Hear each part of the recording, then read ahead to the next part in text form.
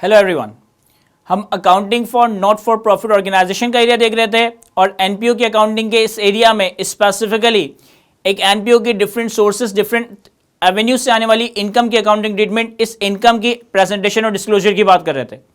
अब अपनी पिछले डिस्कशन में अगर एक एनपीओ के पास कोई मेंबरशिप फी, कोई सब्सक्रिप्शन फी आ रही है या एक एनपीओ के पास कोई फी फॉर सर्विसेज आ रही है तो इनको किस तरह से अकाउंट फॉर करना है, इसको किस तरह से प्रेजेंट करना है, डिस्क्लोज करना है, ये बातें हमने कवर की।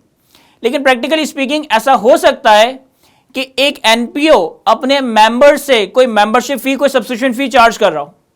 अब मेंबरशिप फी या सब्सक्रिप्शन फी के केस में होता क्या है कि जब एक एनपीओ अपने मेंबर से कोई मेंबरशिप फी या सब्सक्रिप्शन फी चार्ज कर रहा होता है तो बदले में इससे कोई ना कोई सर्विसेज भी दी जा रही होती है, बदले में मेंबर्स को कोई ना कोई सर्विसेज भी दी जाती है। तो ये मेंबरशिप फी, ये subscription fee actually fee for services ही है।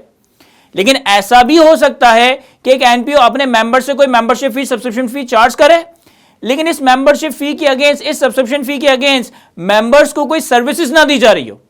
यानी कि एक्चुअली मेंबर से जो ये मेंबरशिप फी या सब्सक्रिप्शन फी चार्ज कर रही है ये एक्चुअली डोनेशन या कंट्रीब्यूशन को रिप्रेजेंट कर रहा हो।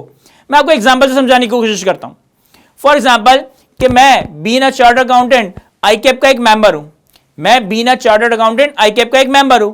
मैं हर साल आईकेप को एक मेंबरशिप फी पे करता हूं। मैं हर साल आईकेप को एक मेंबरशिप फी पे कर रहा होता हूं। लेकिन इस मेंबरशिप फी के अगेंस्ट आईकेप भी एज अ मेंबर मुझे बहुत सारी सर्विसेज दे रहा होता है। यानी कि आईकेप ने अपनी प्रीमिसेस में मेंबर्स के लिए एक सेपरेट लाइब्रेरी बनाई है, मेंबर्स के लिए एक सेपरेट जिम बनाया है, मेंबर्स के लिए सेपरेट लेजर फैसिलिटीज, स्पोर्ट की फैसिलिटीज वगैरह बनाई है। यानी कि आईकेप मुझसे जो मेंबरशिप फी चार्ज कर रहा है इस मेंबरशिप फी के अगेंस्ट मुझे सर्विसेज भी प्रोवाइड कर रहा है, तो ये effectively fee for services charge की जा रही है। लेकिन आईकेप की मेंबरशिप के साथ साथ लेट्स से कि मैंने सिटीजन फाउंडेशन की भी मेंबरशिप ली हुई है, मैं दी सिटीजन फाउंडेशन टीसीएफ का भी मेंबर हूं और रेगुलर बेसिस पे उनको भी सब्सक्रिप्शन फी, मेंबरशिप फी पे कर रहा हूं। तो लेकिन टीसीएफ के केस में जो मैं मेंबरशिप फी या सब्सक्रिप्शन फी पे करता हूं इसके अगेंस्ट मुझे टीसीएफ से कोई बेनिफिट नहीं है, इसके अगेंस्ट मुझे टीसीएफ से कोई सर्विसेज रिसीव नहीं हो रही। इसका मतलब है कि टीसीएफ के सिनेरियो में जो भी मैं सब्सक्रिप्शन या जो भी मैं मेंबरशिप पे कर रहा हूं ये एक्चुअली मेरी डोनेशन है, ये एक्चुअली मेरी कंट्रीब्यूशन है। अब डोनेशन या कंट्रीब्यूशन को किस तरह से अकाउंट फॉर करना है ये तो एक सेपरेट एजेंडा है जिसको हम आने वाले लेक्चर्स में डिस्कस करेंगे कि एक एनपीओ को अगर डिफरेंट सोर्सेज से, डिफरेंट जगहों से डोनेशन या कंट्रीब्यूशन मिले तो इसको हम किस तरह से अकाउंट फॉर कर रहे होंगे और फिर यहां पे हम एक डिटेल फंड अकाउंटिंग का कॉन्सेप्ट समझेंगे। फॉर दैट टाइम मैं आपको ये समझाना चाह रहा हूं कि अगर एक मेंबर से मेंबरशिप फी या सब्सक्रिप्शन फी रिसीव हो रही है तो आपने ये देखना है कि क्या ये एक्चुअली फी फॉर सर्विसेज है या फिर ये डोनेशन या कंट्रीब्यूशन को रिप्रेजेंट करता है। अगर तो ये फी फॉर सर्विसेज है तो फिर इसे अकॉर्डिंगली जो हमने अपने पिछले लेक्चर्स में डिस्कस किया फी फॉर सर्विसेज या सब्सक्रिप्शन के तौर पे अकाउंट फॉर कर रहे होंगे। लेकिन अगर ये मेंबरशिप फी, सब्सक्रिप्शन फी एक्चुअली कंट्रीब्यूशन या डोनेशन को रिप्रेजेंट करता है तो फिर इसमें हम कंट्रीब्यूशन की अकाउंटिंग ट्रीटमेंट या कंट्रीब्यूशन की रिकॉग्निशन के प्रिंसिपल्स अप्लाई कर रहे होंगे। ऐसा भी हो सकता है कि एक एनपीओ अपने मेंबर से कोई membership fee, subscription fee charge करे और इस मेंबरशिप फी और सब्सक्रिप्शन फी के अगेंस्ट कुछ हद तक सर्विसेज प्रोवाइड की जा रही हो मेंबर्स को और कुछ हद तक ये सब्सक्रिप्शन फी, मेंबरशिप फी, डोनेशन या कंट्रीब्यूशन को रिप्रेजेंट कर रहा हूं। यानी कि फॉर एग्जांपल मैं एक एनपीओ का मेंबर हूं, मैं उस एनपीओ के मेंबरशिप के तौर पे एक सब्सक्रिप्शन, एक मेंबरशिप फी पे कर रहा हूं। अब इस मेंबरशिप फी में दोनों एलिमेंट शामिल है कि मुझे इसके अगेंस्ट कुछ सर्विसेज भी मिल रही है और कुछ पैसा मेरा डोनेशन या कंट्रीब्यूशन के तौर पे भी एलोकेट हो रहा है। तो यहां पे इस तरह के सिनेरियो में जो भी एनपीओ को मेंबरशिप फी या सब्सक्रिप्शन फी रिसीव होगी एनपीओ को उसे एलोकेट करना पड़ेगा कि कितना फी फॉर सर्विसेज है और कितना कंट्रीब्यूशन और डोनेशन को रिप्रेजेंट करता है, और इसको अलोकेट करने के बाद अकॉर्डिंगली रेलेवेंट प्रिंसिपल्स के तहत इनको अकाउंट फॉर किया जाएगा। एक सिंपल सा इलस्ट्रेशन, एक सिंपल सा प्रैक्टिस एग्जांपल देखते हैं जिसमें हम ऐसी फीस देखेंगे जो एक ही वक्त में फी फॉर सर्विसेज और कंट्रीब्यूशन को रिप्रेजेंट कर रही होगी। चलते हैं इस इलस्ट्रेशन की तरफ। सर, अगर एक एनपीओ अपने मेंबर से एक ही वक्त में एक सब्सक्रिप्शन या मेंबरशिप का अमाउंट रिसीव कर रहा है, कुछ हद तक ये अमाउंट सर्विसेज को रिप्रेजेंट कर रहा है और कुछ हद तक ये अमाउंट कंट्रीब्यूशन को रिप्रेजेंट कर रहा है, तो इसको किस तरह से अकाउंट फॉर करेंगे ये बात हम इस इलस्ट्रेशन में कवर करते हैं। कहता है EBC Golf Club is a members only club providing its member with sport facilities in the ground owned and maintained by it against the annual subscription fee। एक हमारे पास गोल्फ क्लब है EBC golf club के नाम से, जो कि सिर्फ members के इस्तेमाल के लिए है और मेंबर्स को स्पोर्ट फैसिलिटीज ग्राउंड्स में प्रोवाइड की जाएगी against an annual subscription fee. At 30 June 2002, the club had membership subscription in arrears amounting to rupees 48 million and it received 12 million in advance। कहता है 30 जून 2002 पे मेंबरशिप सब्सक्रिप्शन इन एरियर्स यानी कि subscription receivable था 48 million का और 12 million की subscription in advance थी। During the year 30 June 2003 the club received 650 million from its members and this amount includes 26 million received as donation from members, no conditions attached, and 31.2 million received from membership fee for the year to 30 जून 2004। पहले during the year हमने 6.5 लाख रुपए की 6.5 million की amount 6.5 million की amount हमने member से receive की, जिसका ब्रेकअप कुछ इस तरह से है, जिसमें ये अमाउंट शामिल है। एक तो 26 मिलियन का अमाउंट है जो कि सब्सक्रिप्शन या कॉन्ट्रीब्यूशन, जो कि सब्सक्रिप्शन नहीं है, मेंबरशिप नहीं है, बल्कि डोनेशन है। और 31.2 मिलियन का अमाउंट ऐसा है जो कि 30 जून 2004 यानी कि अगले साल के लिए, तो ये बेसिकली आपका सब्सक्रिप्शन इन एडवांस है और ये 26 मिलियन का अमाउंट तो डोनेशन का अमाउंट है। फिर आगे कहता है at 30 June 2003 members owed 19.2 million of subscription और 30 जून 2003 पे साल के आखिर में 19.2 मिलियन की सब्सक्रिप्शन रिसीवेबल है। Half of the members who were in arrears at the end of the previous year had not paid by 30 June 2003 and it was decided to write off this amount। कहता है 30 जून 2002 पे जो subscription receivable था 48 million का, इसमें से आधे लोगों ने 30 जून 2003 तक भी पे नहीं किया और अब हम इसका अमाउंट राइट ऑफ करने लगे। How the revenue from the above should be reported in the financial statements of ABC Golf Club for the year ended 30 June 2003।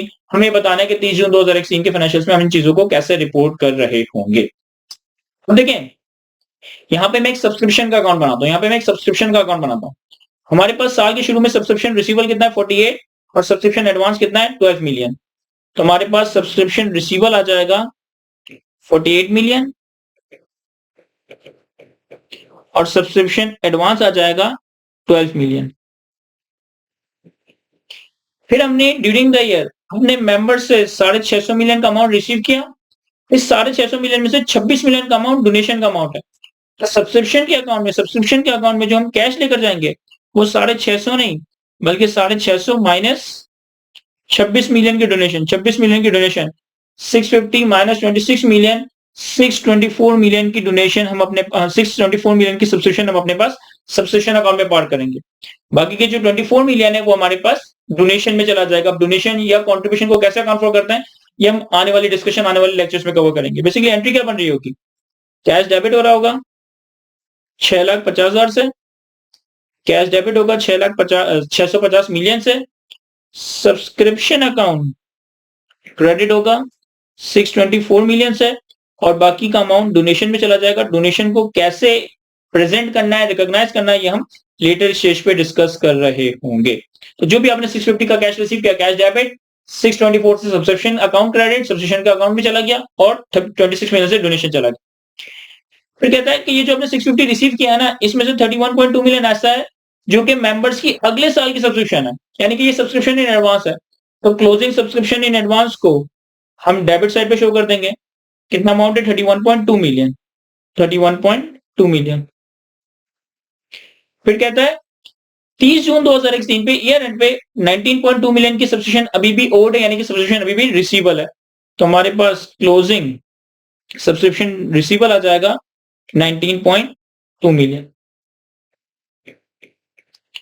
Last में कहता है कि half of the members who were arrears at the end of the previous year had not paid by 30 June 2003 and it was decided to write off this amounts. हम कुछ amount bad debt कर रहे हैं, हम कुछ amount subscription का bad debt कर रहे हैं और ये बैड डेट हमारे पास income and expenditure account statement में एज अ एक्सपेंस रिकॉर्ड होगा। कितना, जो साल के शुरू में सब्सक्रिप्शन रिसीवेबल था उसका आधा अमाउंट, तो 48 का आधा, ये हो जाएगा 24 मिलियन। इसकी जर्नल एंट्री क्या बनेगी, हमारे पास bad debt expense income and expenditure में डेबिट और हमारा सब्सक्रिप्शन अकाउंट क्रेडिट हो जाएगा 24 मिलियन से। अब इसके अकाउंट में जो भी बैलेंसिंग बचेगा, डेबिट साइड पे बचेगा, वो बैलेंसिंग हमारे पास subscription income for the year है, जिसे हम अपने पास इनकम एंड एक्सपेंडिचर स्टेटमेंट में एज अ इनकम प्रेजेंट करेंगे, एज अ इनकम क्रेडिट कर देंगे। तो मैं बैलेंसिंग कैलकुलेट कर लेता हूं।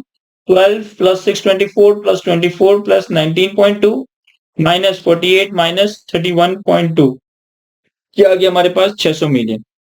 600 मिलियन हमारी सब्सक्रिप्शन इनकम है। इसकी एंट्री क्या बनेगी कि हमारा सब्सक्रिप्शन अकाउंट डेबिट होगा 600 मिलियन से और subscription income income and expenditure account में क्रेडिट हो जाएगा 600 मिलियन से।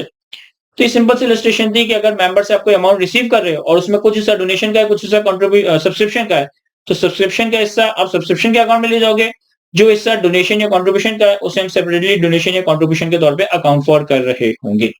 तो सिंपल सी इलस्ट्रेशन थी और सिंपल सा कॉन्सेप्ट था। आई होप की बातें मैं आपको अच्छे से एक्सप्लेन कर सका हूं।